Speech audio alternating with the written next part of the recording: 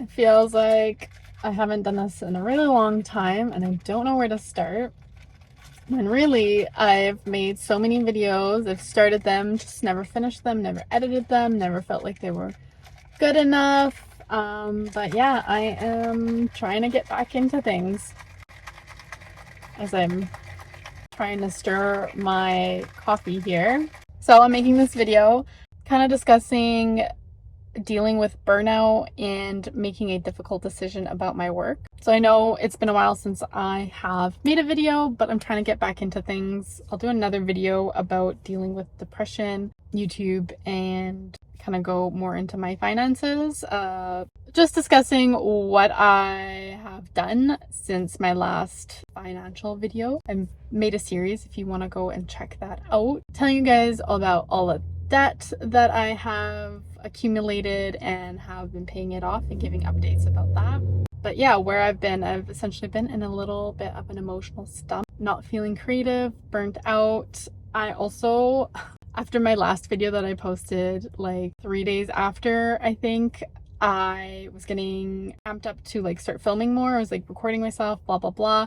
Then I got severe kidney stones, like just so painful. I ended up having emergency surgery like that day. Everything really worked out for me because it's really unheard of to get surgery that quickly, at least in Canada. I really lucked out. It was a long day at the hospital, but the urologist was like, hey, I have an opening. Do you want to do the surgery or not? Otherwise, we're going to have to wait like 2 weeks to do this like ultrasonic procedure at a different hospital, like that's an hour away. And I was like, yeah, I drive to work for an hour each way and back and forth, and I can't be on like T3s for that long to deal with the pain because the size of the stone was 5 millimeters by 8 millimeters. That was a whole ordeal and it really put me back. I just was exhausted after, like super exhausted. I took a picture of myself just the day after being like, oh my god, looking so haggard. I also put my hair extensions back in. I really regretted taking them out in terms of like how I felt, my self-esteem, or like, I don't know, my confidence just plummeted. I think it was plummeting before. I thought I needed a change. My hair is really thin. If you guys don't know, I had gastric bypass surgery about over a year ago, and your hair falls out a lot after that surgery. And I got hair extensions well, I had hair extensions in prior, but they really helped kind of distract me from my hair falling out because my hair still felt pretty thick with them. Anyway, I got them taken out to try and save money, and I just wasn't feeling good. Newsflash, got them put back in and I still feel the same. So they weren't the answer to my problem, but they are the answer to certain things. I don't know what the questions are. I feel slightly better with them. And since they're in, I'm just gonna leave them. I did find a cheaper alternative, or like a cheaper schedule, if that makes any sense. So I just get my hair colored less so my roots have grown in, and then I get the hair extensions moved up, and that's saving me a little bit of money doing it that way. I also stopped getting my nails done, saved money that way. I'm gonna make another video about my finances and how much I've paid off and stuff like that soon, so I'll just discuss all that there. Like I said, I've been filming, I just haven't been able to get myself to edit or like really like the videos. I've still been paying off my debt.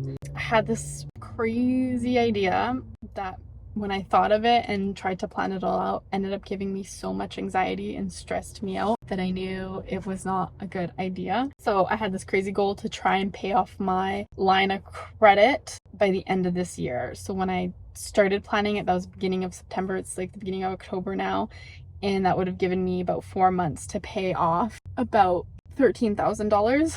Well, I think 15,000, almost 15,000 time within 4 months, and like that's absolutely insane. And it was super unrealistic, and it really just sent me down a spiral. So glad I put a stop to that. I am planning to aggressively pay off my line of credit, which I'm going to talk more about in my financial video. It's just, I'm not giving myself such a strict timeline. It's all to say that I've just been so burnt out with life and working 5/6 days a week. Being a dental hygienist is so emotionally draining for me. I honestly think any job would be emotionally draining for me. Dealing with people's like emotions surrounding their anxiety around dentistry is something that I didn't consider when I started working or when I chose to go into dental hygiene. It's not enough for me to like change careers completely, but it is enough for me to really pull back. So I have decided to scale back. So I'll be only working, instead of 5-6 days a week, my schedule alternates depending on the office that I'm working at. I'll be doing 4 to 5 days a week, mainly 4, and then possibly just going down to 4 in the new year. Because of scheduling wise, there will be some weeks where I'm still working 5 days a week, but for the most part, I'll be maybe working an extra, like that 5th day twice a month instead of 4 times a month, because it just leaves me so drained. Monday to Friday, I'd come home and I just could not get anything done. I was so exhausted. Last thing on my mind was editing videos. And so I'm really hoping that this extra day off gives me time to edit videos, film, and just plan out my week more. So I know that means less money coming in. Randomly scheduling Mondays off anyway because I was trying to scale back. So the pay that I've been receiving like isn't going to change really that much. And then in terms of, I'm hoping that me being more consistent on YouTube will increase income from there. Will it replace that income from the 1 day a week? Probably not for a while.